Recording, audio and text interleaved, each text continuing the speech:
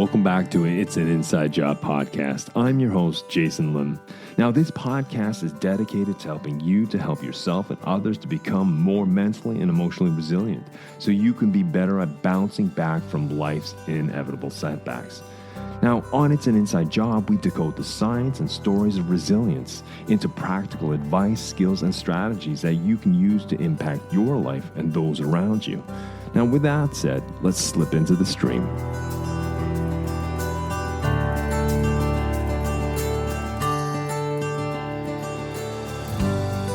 Well, welcome to the top of a new episode, and welcome back to It's an Inside Job. I'm your host, Jason Lim. Well, today I am very privileged and pleased to be able to introduce you to an interesting guy, Patrick Berglund. Now, he's the CEO and co-founder of Xeneta. Now, Xeneta is a trailblazing company in the industries of logistics and supply chain management. Now, we're not going to explore Xeneta so much. I'll let Patrick speak to that. But in today's conversation, we're going to dive deeper than the surface level success of Xeneta. We're exploring the very essence of entrepreneurship through Patrick's journey. From the highs and the lows of building a company from the ground up to facing the unpredictable tides of the business world. Patrick shares his invaluable insights. We'll discuss overcoming adversity, navigating through uncertainty, managing conflict, and the relentless pursuit of motivation and inspiration. You know, Patrick's story is not just about the success of a company, it's about the relentless spirit of entrepreneur or of being an entrepreneur. So whether you're a budding entrepreneur yourself, a seasoned business leader, or simply intrigued by the mindset it takes to turn vision into reality, I think this conversation promises to be very enlightening, inspiring, and intriguing for you all. And so without further ado, let's slip into the stream and meet Patrick Berglund, CEO and co-founder of Xeneta.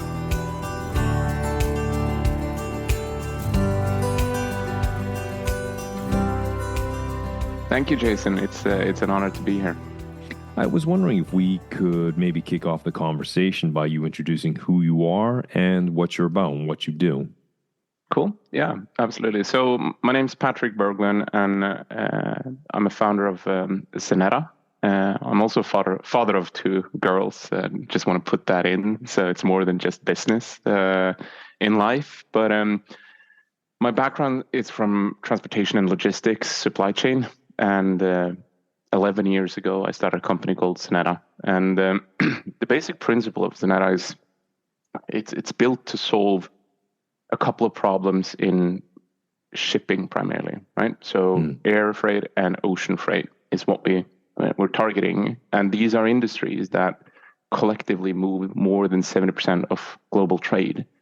Most people don't relate too much to these industries, but it's incredibly important for global economy. I describe it as the main artery of global economy because they move so much of everything we consume, right? And the basic problem in the industry is that it's an incredibly volatile market. So prices changes all the time, right? And then it's opaque. So if you imagine you being one of the big brands in the world, whether it's Amazon or IKEA or Adidas or any of these companies, Pfizer, pharma companies, automotive, whichever one, you need to ship your product around. The challenge you're facing is that you never know what the going rate is in the market. And the reason for that is that all prices are individually negotiated. So you will have one company negotiating with a shipping line or a freight forwarder to reach an agreement for a price between, let's say, Shanghai to Hamburg or Los Angeles. And what that causes is that not only do you have volatility in the market, but you have a huge spread because everybody's achieving something different in their individual negotiations. So what we decided with Xeneta is that if you can imagine almost a room with 500 or so big Fortune 1000 customers type of businesses, if you imagine them sitting in the same room and you ask them one question, what do you all pay today between Shanghai to Los Angeles? And they would all share, they would be all informed as to whether their price is good or bad in the current market, right?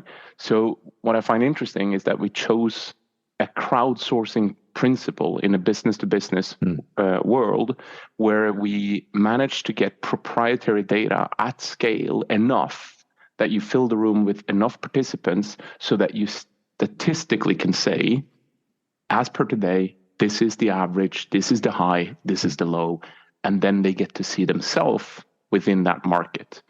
And that's the core value of what Zenetta offers, right? Now, we have then built a market intelligence platform that sort of takes on the buy side.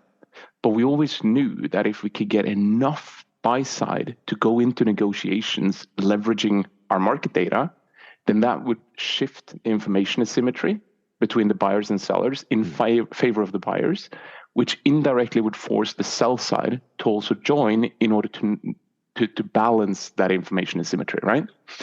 And for the past 5 years, we brought on board a majority of the big shipping lines globally. We have 8 of the top 10 global freight forwarding companies leveraging our platform, all headquarter level. We've never gone for like local branch offices or anything like that, because we knew that if we're truly going to get a foothold in this industry, we need the core key decision makers to embrace it. And that's been sort of the journey. Now, if you pause that for a bit, I would like to add one more thing, because Please. we said that there's a problem that they're buying and selling somewhere between $300 and $800 billion a year of ocean and air freight, and there's no visibility on it. Now, if you think about those individual negotiations, they are very inefficient. There isn't like no central clearinghouse that will tell all participants in the market, here's where the market is, and you can strike a price very efficiently. So we said, if we can get our hands on that data, get buyers and sellers on board, then eventually we can change how they buy and sell, because there is no reason for them to do that manual, cumbersome process to figure out where the market is, when we can tell them with the simple click of a button, right? So as per now, we have built a platform that allows buyers and sellers to more seamlessly agree to which price they should ship their products at on all the different trade routes around the world. And then on top of that, we've bolted on additional complementary data sets, which would be reliability, capacity, emission data, right? And my ultimate goal with this company is to enable the buyers to be fully informed 24/7, to sit down with any carrier in the world and say, if you're going to move from Valparaiso to Jebel Ali with this shipping line versus this shipping line, here's the pollution you're going to have, here's the price points you can achieve, here's the reliability you're buying. And that is unprecedented in this industry. There is no company that can provide any equivalent visibility and transparency that Zenetta does today. And yeah, that's a bit of a long-winded introduction to what we built. No, but I mean, when you're talking about such a complicated industry, I think it's good to give it time and breath to speak to the details. As you said, most of us just, we order something, as a private citizen, and it ends up in our mailbox, regardless if it's coming from China or the States or Brazil or wherever it's coming from. And we don't see the veins and the arteries that puts this global machinery together.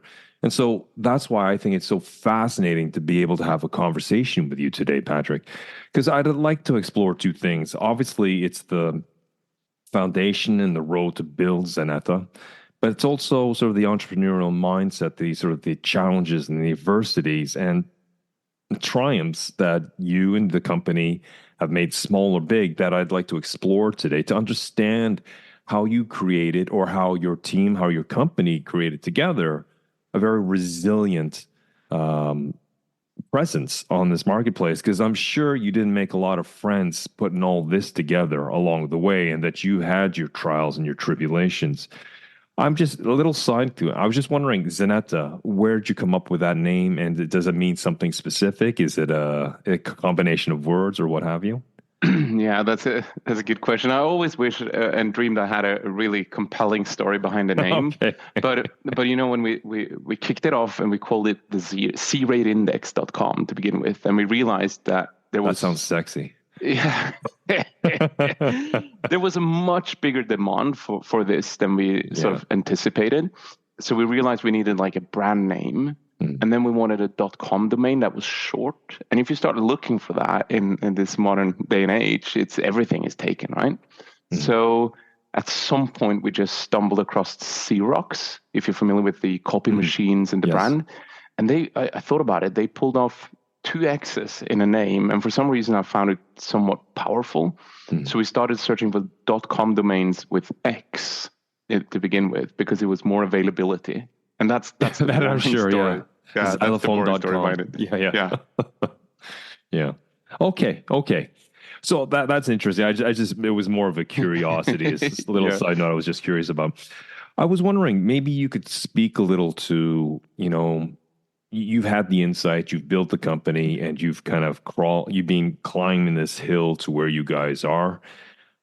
How was it as an entrepreneur? Maybe could you rewind and tell us a little about your story as an entrepreneur? And obviously you saw the insights, but maybe some of the trials and the tribulations, some of the adversity you found along the road.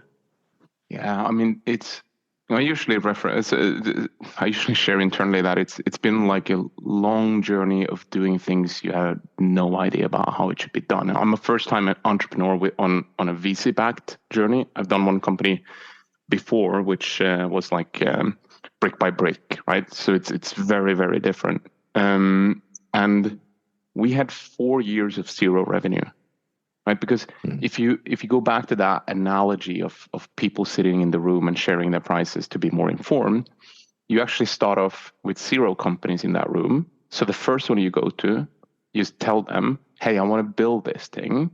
All it requires is for you and X amount of other companies that ships on the same trade route with the same container box, same contract duration, to join me in this room and share proprietary data. So it's such a chicken and egg problem in the beginning, which means that you reach out, you might find somebody who's like an early adapter and understands the problem you're trying to solve and wants to buy in and help you. So they give the data. Obviously, you can't charge because you have no other matching data to stack it up against. So there is zero value for a good period of time. And for years and years, we kept on fundraising with 0 proof points that this data would eventually be valuable, right? That's a pretty tough pitch to make to investors. And then we kept on losing data because say you convince Electrolux or Nestle or whichever big brand you can imagine that this will be a good outcome for them eventually. So they join you for a year, maybe, or half a year, but you don't find other companies that are willing. So by the time you get to the 1 year period or 6 month period, their data expires. The prices they paid and negotiated with the shipping lines are now outdated, and they saw no value in giving it to you.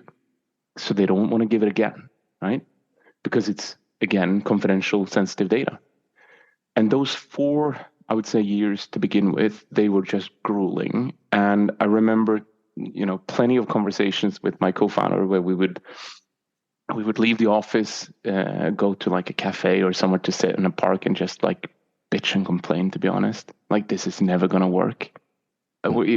Because we were like bringing in stuff and bleeding it on the other end when it comes to data.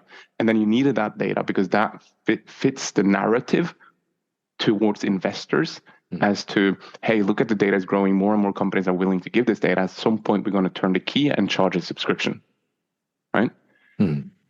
So in parallel with that, it required an enormous amount of grit and persistency and conviction that ultimately, when it comes together, it will work and it will yield substantial value, right?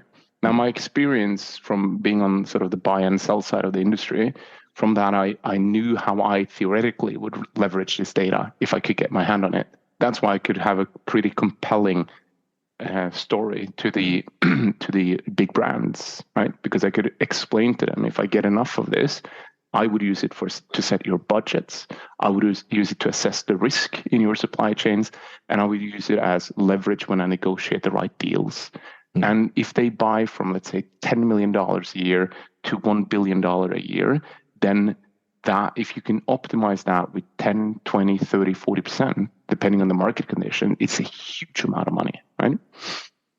And in parallel, as I was saying, these 4 or 5 years when we were building it up in the beginning, the supply side hated our guts. Because if you think about it, if you're selling anything to anyone and they have no idea what the going price is, you have such an advantage.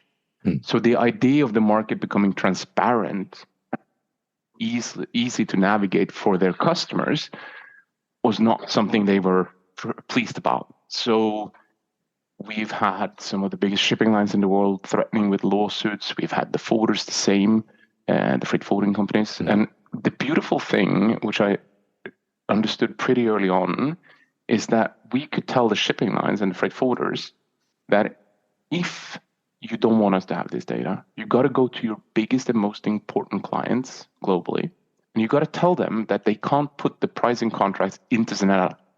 Now, when you do that, you're also telling them that you're ripping them off, but you just don't want them to see it. That's all. Yeah, exactly. Yeah.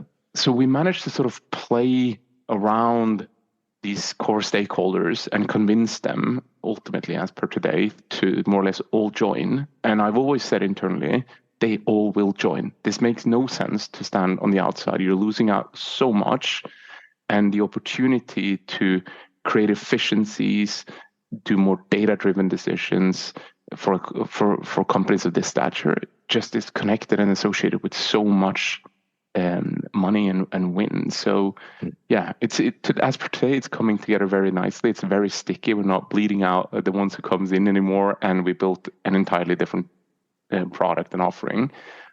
But it's been a long journey of disappointments, I guess.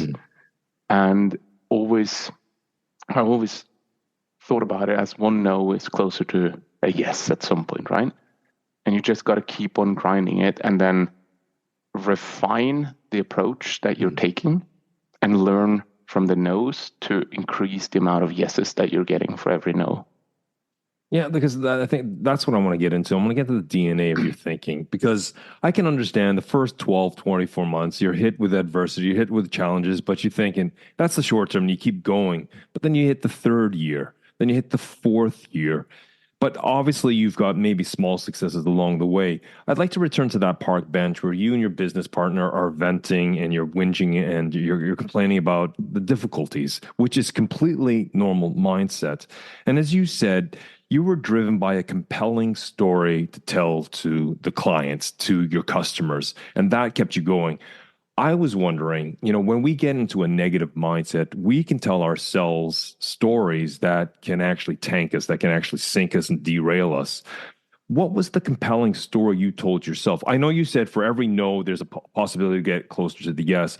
I was wondering if we could elaborate and explore more what you and your business partner did to try to get back on the horse, because maybe it wasn't so positive, but you needed to have the shift into some sort of constructive mindset. Could you walk us through that? Yeah, I think that's a good question. I think there's a few things that sort of drives me on, and I can even see this coming to play when we've had periods of stagnation. So I think I have a huge curiosity and hunger for learnings, right? So irrespective of the sort of timeline component here, what I've cared mostly about is what does it give me in terms of development and learnings. And I told my chairman this several times as well, that it's the most expensive education I could possibly dream of, right? We raised 130 or so million US dollars, right, to build this company. And I've had the privilege of going through 7 funding rounds with venture capital firms, hedge fund, private equity. It's I've traveled the world. I met executives from the biggest companies in the world. It's like I couldn't dream of that. So if my motivation was primarily the financial reward, I think I would struggle for periods of time when the company's not performed well, right? So every time it's been a bit more tough, it's been very cyclical, right? 2-3 good years, 1 bad year. Then again, 2-3 good years, 1 bad year. And it's like getting through those rough periods, I would say the first 4 years and then the cyclicality after that, and staying composed.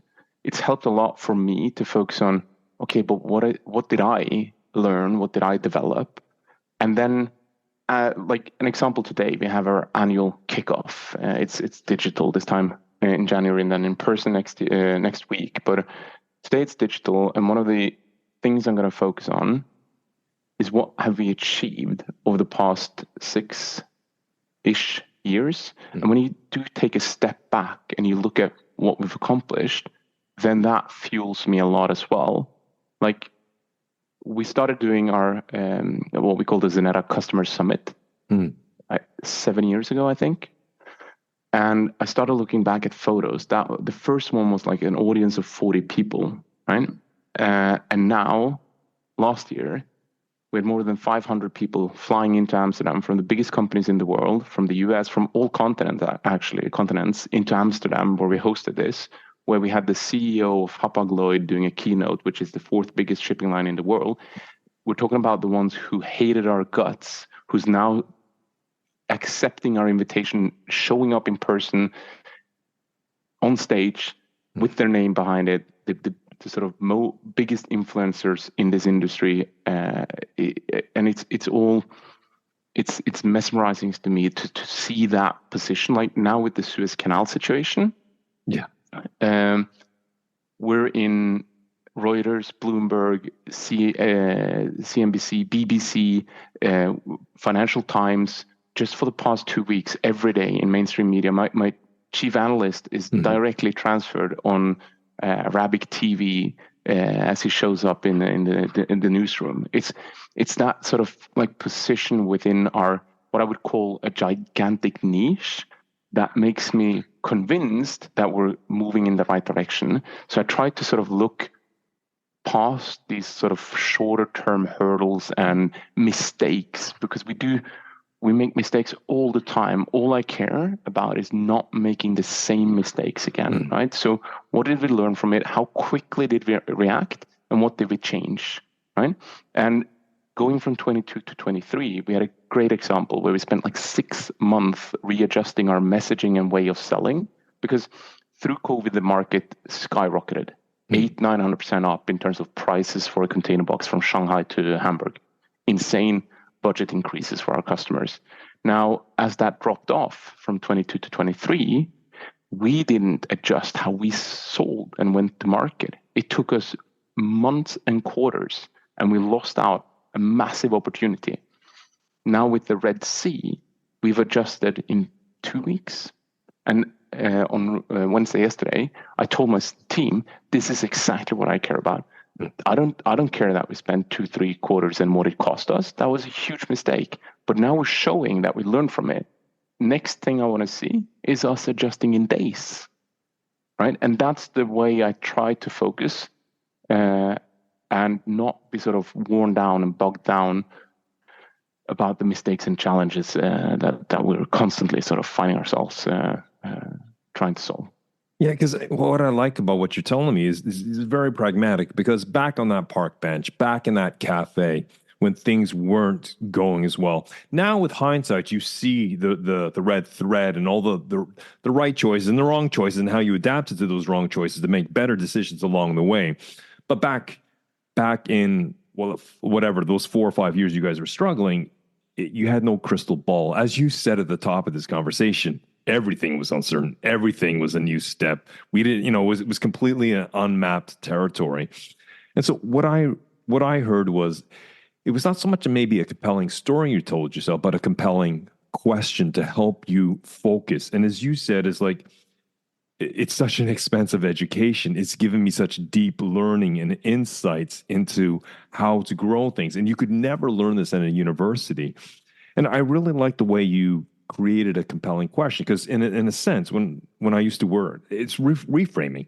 What you've done is reframe, because a lot of the times you couldn't change the situation per se, but what you and your business partner did was, after the venting and the whinging, which is allowed, then you got up back on the horse and decided, okay, how do we reframe this? And what I hear is that you couldn't change the situation, but you changed the perception or how you perceive that situation. And by changing that perception, that changes your emotions from disengaging to more engaging. As you said, grit, right?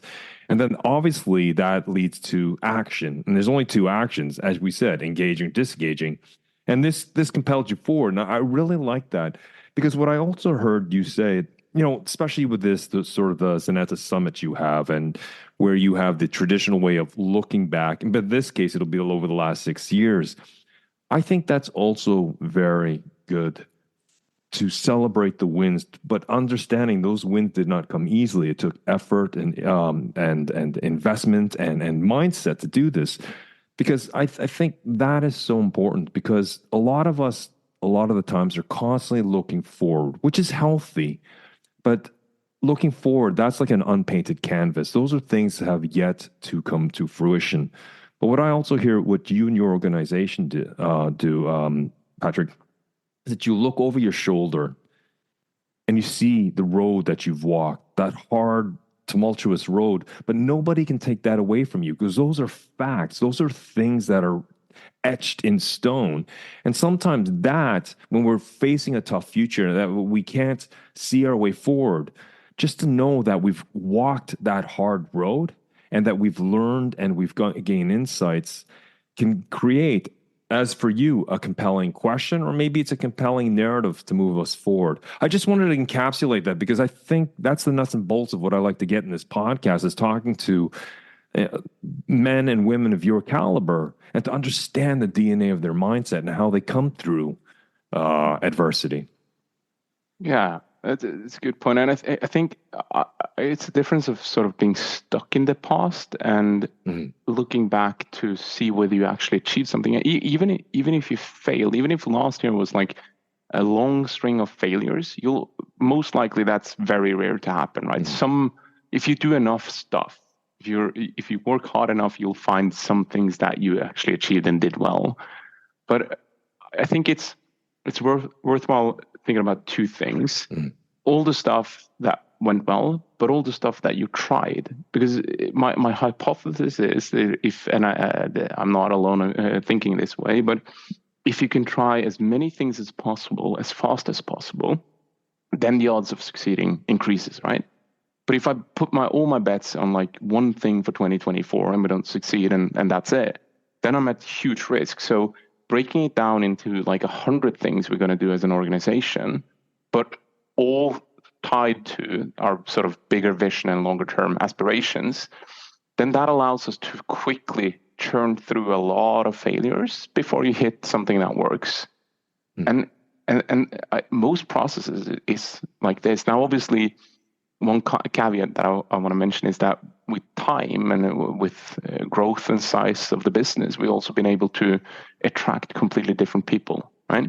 Not that the ones we didn't attract in the beginning was great, but now we can find people who's done the journey before, from a tiny company to $1 billion valuation plus, right?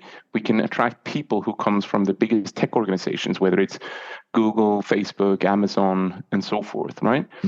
And what I found is that as the company matures, more and more weight can be taken off my shoulders, right? Whereas in the early days, it's way more scrappy. You don't have any resources. You're always constrained, and you got to compromise and fill the gaps yourself, which means that you surround yourselves with, let's say, a lot of talent who hasn't seen and done it before. So the journey is very, very different at this stage than it was in the beginning. And the requirements from me or any of the ones who's been with us from the early days, and just to be clear, we have like 5 people out of the 240 working with us that was with us in the first 1-2 years. So you also churn through a lot of people and relationships. And I'm a pretty relationship-driven person. So it's been one of the hardest things that I've gone through, realizing that you got to part ways with people you've been shoulder to shoulder with, working, around the clock to make things happen, achieve great things. But what used to work is not necessarily what's going to take you forward. So there's very few individuals who can do that transition from let's say 3, 5, 10, 20 people to 250 people. And I would assume from the learnings I have so far that that's going to continue, which means that you're also going to, in some way, burn yourself a little bit on a lot of relationships, because you care. I care about people, so it's very hard to sit down and say this is the end of the journey for you. And obviously, you don't do that from overnight, right? It's a process, and you got to try and make it work. But it's got to be driven by the individuals, that level of development, because it's the same for me. Every year, I sit down with our chairman and I assess whether I think I'm the right one for the coming 12 months to run this business, right? And when I look at this, I look at these are probably the areas where I have gaps, right? And then it's a matter of how do you bridge them? How do I figure out how it's going to look like when we're 350 people, 500 people? What are the initiatives I need to start now? And what is the team I have around me in order for us to reach that? So that means that I'm constantly, or once a year, evaluating my own position, but I'm constantly looking at the org and especially my leadership team, whether it's the right one to take us where we need to go, and what kind of gaps do I have? And my approach to that is either finding entrepreneurs who's further ahead in the journey. So double the size, triple the size, so that you can sit down and chat with them about this stage. Because what is very clear is that there is a lot of things that is sort of common denominators, the same way of building that works for a lot of SaaS businesses. So you don't need to reinvent the wheel. And by speaking to them, investors who's involved, and hiring more people who's done the journey before, then you have an opportunity to understand what is your own sort of self-development that you need to ensure happens in order to remain relevant. And this is why so many people fall off, because they start off doing a job and they continue doing that job. And at some point, the company don't need that job anymore to be done in the same way as before.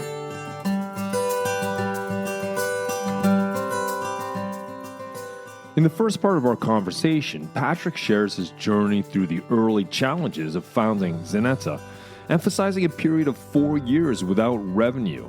He underlines the necessity of grit, persistence, and the conviction that their vision would ultimately succeed, despite initial resistance, especially from the supply side, which benefit from opaque pricing.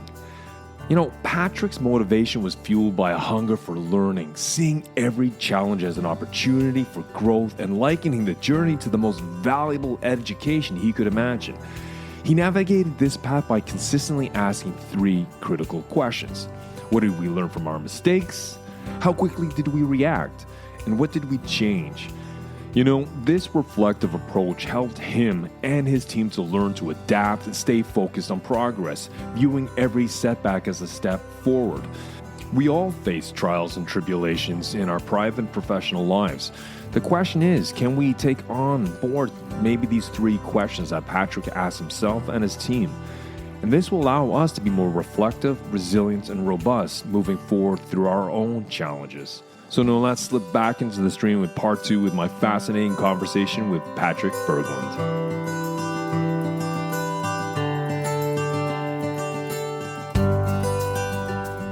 I mean, how do you get outside your own head? How do you sort through your own thoughts? Because as you said, you're a father of 2 daughters.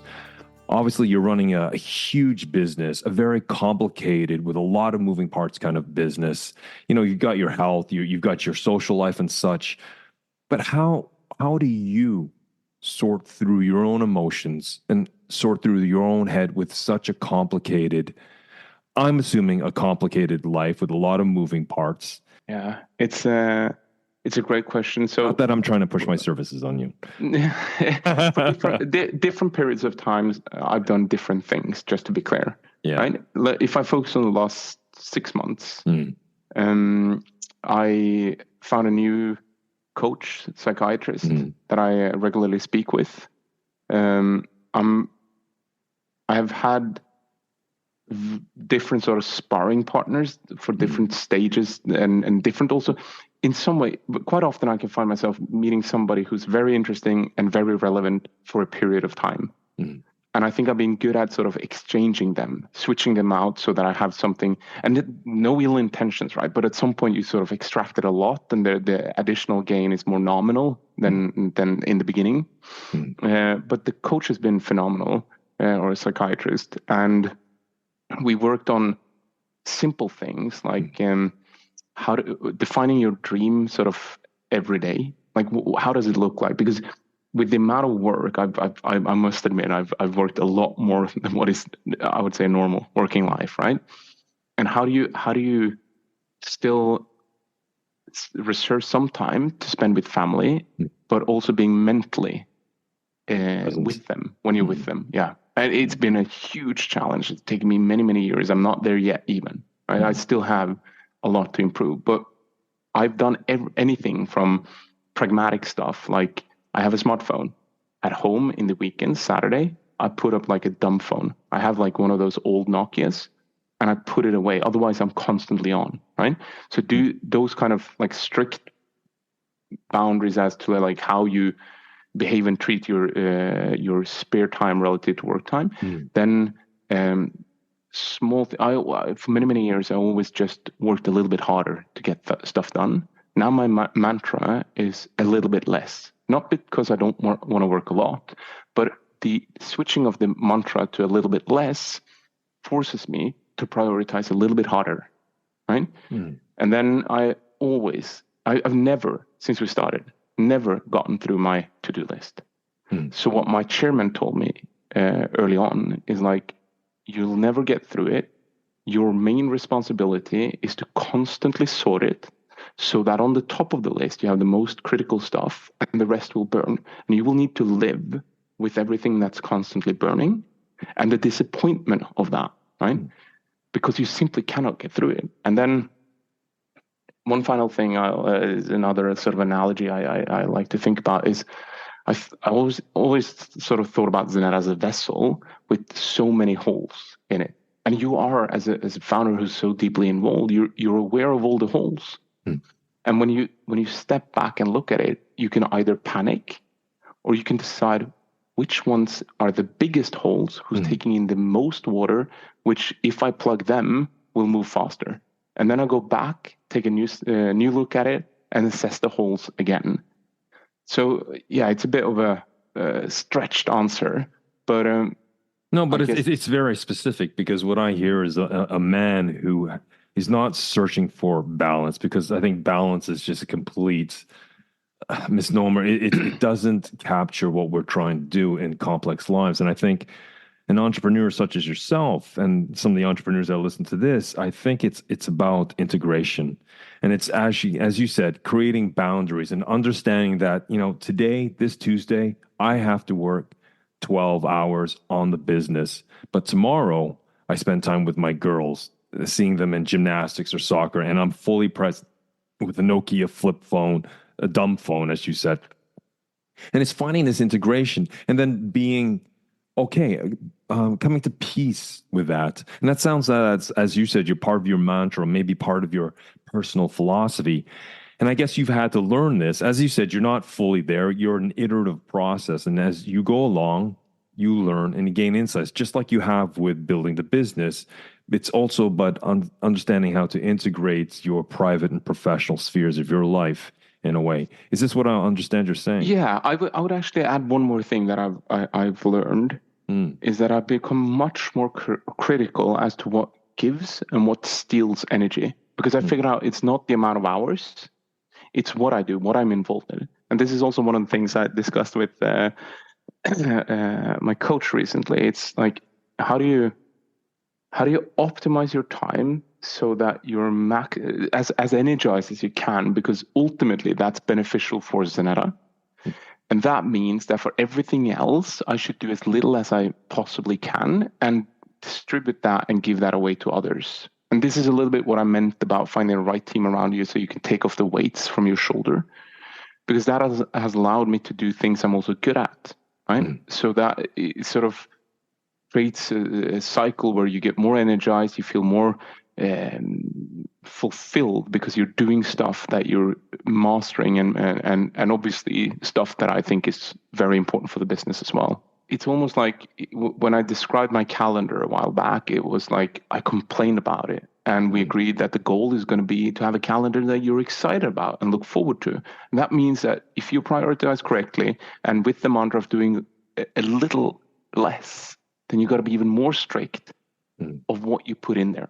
And I think that's been tremendously helpful for me. And it's very like a pragmatic thing to do. Just pull up your calendar, relook at it. What is it I should do? And I've been very clear to my team for the past, especially 6 months. These are the things I'm not good at. These are the things I've hired you for. These are the things I've hired you for.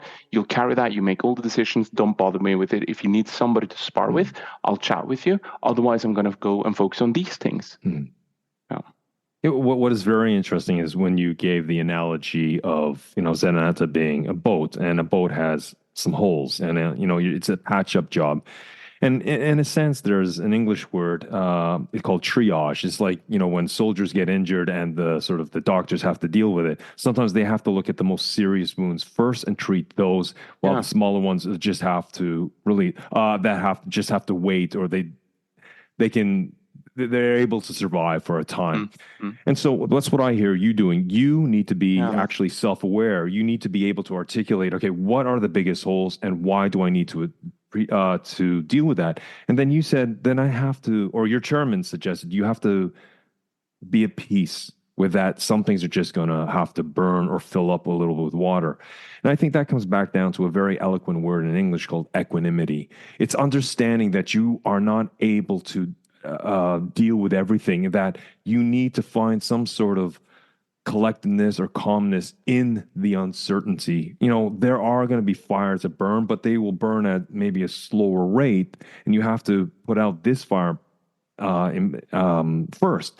And I just want to say that, because that in itself, it sounds quite, oh yeah, that's easy to do, but it isn't. That takes some mental gymnastics, and it takes experience to learn this. It's not something you can pick up from a textbook. That's something you've talked to your psychiatrist or your corporate coach with, to understand these things. And it sounds like this has evolved as part of your learning insight into your own personal philosophy. Yeah, and when you do put one thing to add to the mix, actually, that Please. I think is also worthwhile, is when you do put family on top, you end up being stretched even worse, right? So this is one of the conversations I've had with my wife, who's been phenomenal through this journey as well, that I really like to do things sort of wholeheartedly.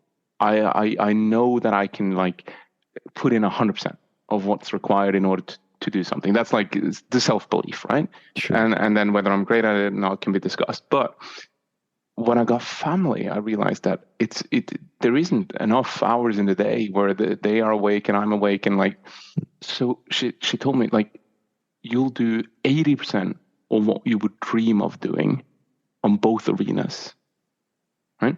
That means that you'll never be fully satisfied with what you're doing with Zenetta, and never fully satisfied with your role as a dad, unless you change this, right? Unless you decide to retire and go 100% here. And that conundrum has been very, very hard to accept.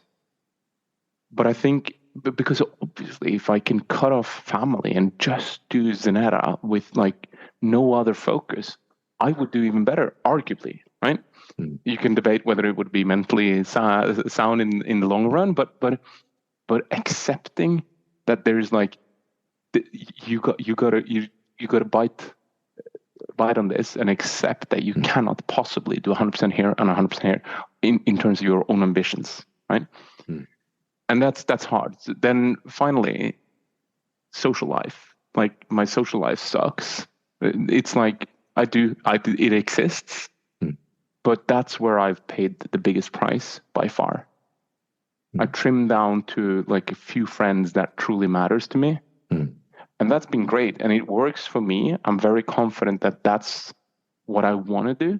But I can see other people living very meaningful lives with a very different setup. Yeah, but I mean, at the level, that you sit and what you work with on a daily basis, you have 24/7, like all of us. And, what I've learned over the years that life, again, this is a little black and white, maybe oversimplistic, but life is sort of four buckets. You have your health, you have your family, you have your social, and you have your professional.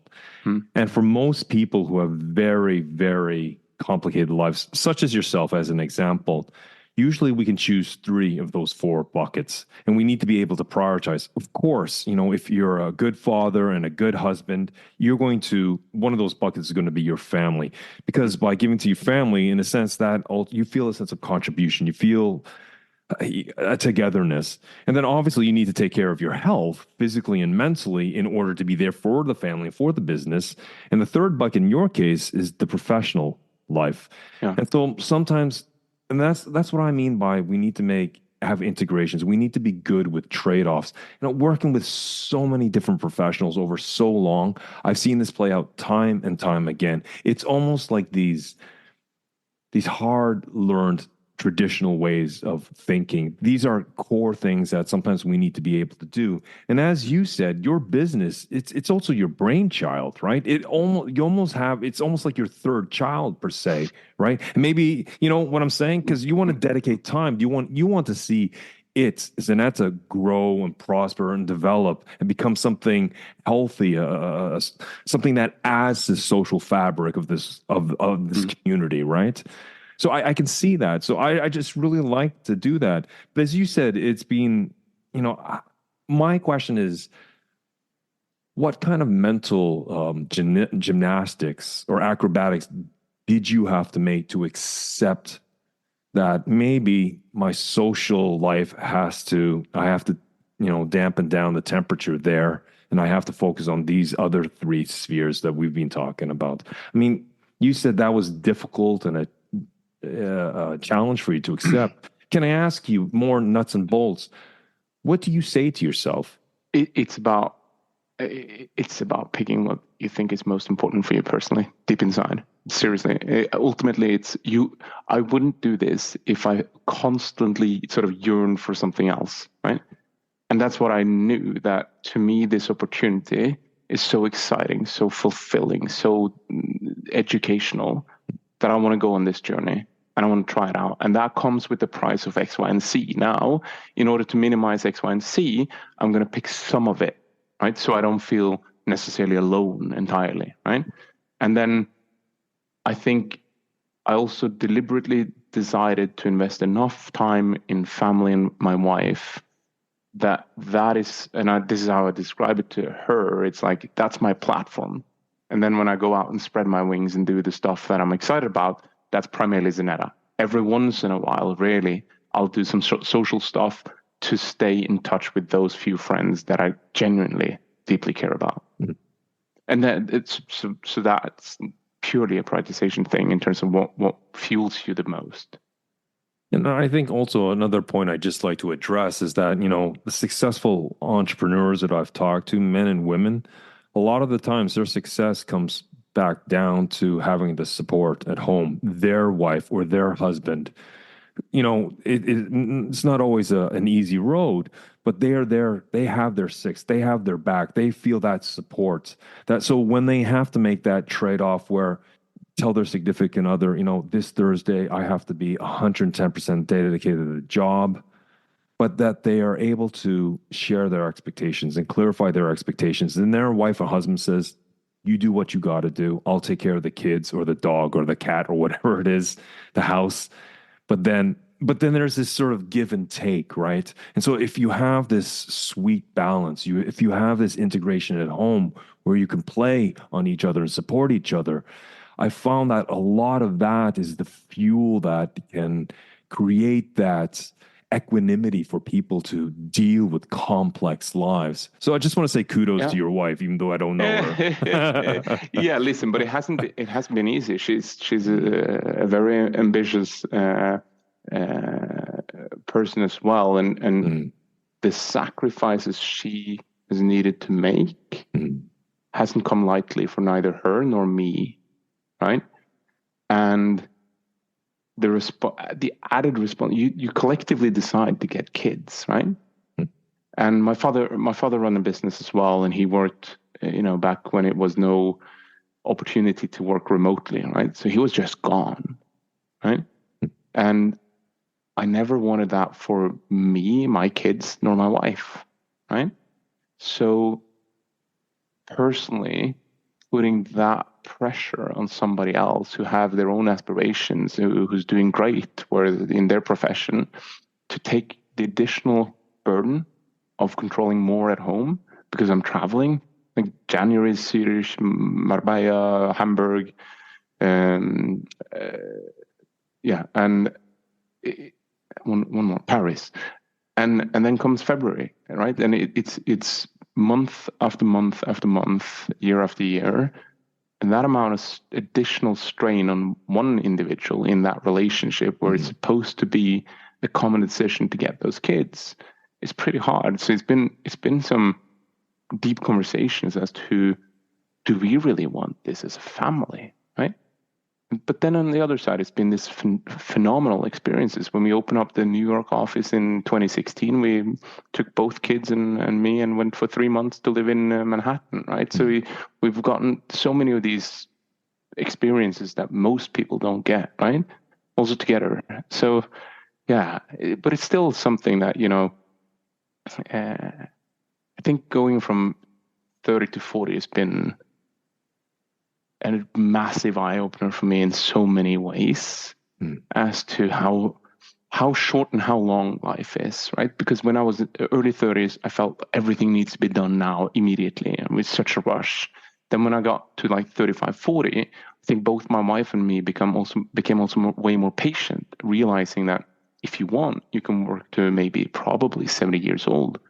So making some calls now, pausing something maybe for her now for a while, to free up more flexibility between us and as a family is something we finally pulled the trigger on. And she started part-time studying after last summer. And that's a decision we should have done when we were 30, when we got our first kid. But all we could think about is like, holy shit, we're in a rush. And she got a high-level position within her business, managing 70 people or so. So it's like we were both working our socks off while getting kids, but we had no perspective. And back then I had a coach. She was 75 years old. She was phenomenal. I kept her for like 4 years. And she gave me this sort of perspective that you have no idea when you're 30 years old. You think everything it needs to be done immediately. But once you get into 60, you look back and it's like, what are these young ones stressing about? So it's taken me, I would say, 5 to 10 years to get more perspective as to like, we don't need to do everything in one go. We can focus now. Maybe I'll do this for a few years. Then you can go and do something else and so forth. So yeah. Well, that's the beauty of experience because it shapes us. It's constantly molding us. Like, as you said, if you're going to Marbella or Paris, the man who jumps on that plane and then comes back at the end of January is going to be a different man shaped by his experience. Yeah. But what I also hear is that, when you're in your 30s, you're just a completely different headspace. And by the time you're 40, another decade under your belt, you have more wisdom gained. And so it's not to detract from the man or the woman, your wife, back in your 30s, because you were driven by different sets of values, but those values have maybe matured or they have evolved based on your experiences. And so the man who's 40 now will not be the same man in a decade when he's 50. He'll look back with even more wisdom, with more insight, with more learnings. Yeah, that's what I realized. It's always backwards, right? Isn't it? So you never get smart enough to understand sort of how it's going to look forward. Yeah. Yeah. Sometimes I wonder if when we have sort of more technology with DNA and we extend our lives to 150, maybe 200 years at some point. But imagine how much wisdom a human being would have picked up over 200 years than the sort of normal 80, 85 years in the West, right? Yeah. But anyways, that's a whole different podcast. I'm just very respectful of your time, Patrick. I was wondering, you've shared a lot of advice, a lot of the sort of the learnings you've taken up along the way to shift your mental game. What advice would you give to any aspiring entrepreneurs out there, or leaders, just leaders themselves? Yeah, there's so many things. What I actually think is, if I were to say anything, Mm. I would say don't even consider being a leader if you don't genuinely care about people. It's going to be about them and not about you. Sometimes it feels like you're a trash can. I have in my one-on-ones, a substantial amount of time is sitting and sort of taking in everything that is problematic for the other person, right? So you become almost like an adult in the room, and you need to contain all of that emotionally, which means that if you genuinely don't care about them and you as people and human beings, it's going to be hard for you to sit there and take all of that in. And I believe once we part ways, once we can sort of go out of those one-on-ones, they've had a chance to empty all the shit. We've talked about everything they need to do, and my job is then to motivate them and inspire them to go and execute as good as they possibly can on that. That means that there is very little time for me to tell my sort of burdens and complaints. And that's what I mean about caring about people. So that would be one of my biggest points in order to try and avoid some of the traditional gibberish that goes around. But I would really challenge everyone. You can obviously build a company and then find somebody else to run it. Go for it, right? But if your intention is to go build it and lead it and run it, then you should carefully consider your appetite to deal with people's challenges professionally and personally, because that is holy shit. Whether it's their mom died of cancer or whatever it is, it's going to come so many of those things, and you gotta carry the relationship emotionally and inspire them professionally. And Yeah, then it sounds like you have to develop your psychosocial emotional intelligence and be able to apply that to communicate and to be there for people, to actually listen to them so they feel valued and heard. And when you do that over and over and over again, you should think about whether that is something you enjoy and really aspire to do. Otherwise, you should find somebody else to do it. So it doesn't mean don't build a company, go for it, but really think about who's the ideal one to lead it as it grows and get people on board. Then, we could talk about being harsh on and strict on the sort of vision and sticking to it, but being flexible enough to adjust it when you really realize it doesn't work. There's so many things that we already touched upon, and the grit and resilience and finding the things that motivates you, gives you energy. There's so many of these things, but I would assume most of them will be found for those who go looking. But thinking about that people component, because you won't be able to build it alone, right? Well, that's very, very good advice. What we've talked about is being very pragmatic, and I appreciate your vulnerability and talking about the tough road that you and your business partner had to climb, but your ability to integrate with your life. And, as you said, you communicate your wife, you support each other, but it's not always been an easy road. But all these different elements have add to the dynamics of this conversation. And I think there's so much to pull from this, because there are time-tested values here that we speak of that any of us can employ and apply to our lives. And so I think you're a living example, not to compliment you, but as an observation, you're a living example of a lot of the philosophies we've talked about today, and a lot of the touch points a lot of us could adopt into our lives and weave it into our lives. It's been an absolute pleasure, man. Thank you for having me on. You're more than welcome.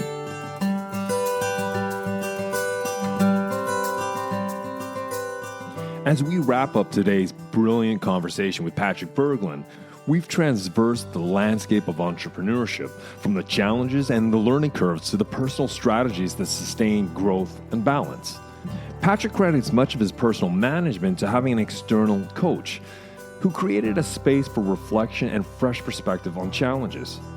In our conversation today, he also emphasized the importance of setting boundaries between work and life, leveraging a dumb phone to disconnect, and living by the mantra a little bit less, which forces him to prioritize. Patrick also candidly shared that not all tasks will be completed, comparing his to-do list to a leaking ship that requires prioritizing the largest leaks first. This journey has taught him to be more conscious and critical about where he invests his energy and his time. a lesson that's invaluable for any entrepreneur. And Patrick, a personal thank you from me to you for sharing your time and insights with us today. Your journey and the wisdom you've imparted will offer invaluable lessons not only for entrepreneurs, but for anyone seeking to navigate challenges with resilience and foresight. Your approach to learning, prioritization, and self-management serves as a recipe that any of us can adopt. So Patrick, I'm deeply grateful for the depth of our conversation today and the perspectives you've shared. So thank you. Well, folks, if any of you are interested in contacting Patrick or exploring Zanetta, I will leave all the links and contact information in the show notes. And as we cross the finishing line of yet another episode, if I may ask you for a call to action. If you enjoy the content of the show, this episode, the podcast, could you kindly share it with colleagues, relatives, family, friends? You'd be doing me a huge solid on that front. Because it's sometimes hard to get the word out there since there's so many podcasts, so many brilliant podcasts. And I'd like to think my content has helped you in some way, giving you some insights, knowledge, some skills. So for example, if you have a profile on LinkedIn, maybe you could take a couple of minutes just to create a short post suggesting people listen, subscribe, and rate my podcast. You'd be doing me a great favor. Well, folks, thank you for your time and thank you for your listenership. Until the next time we meet, keep well, keep strong, and we'll speak soon.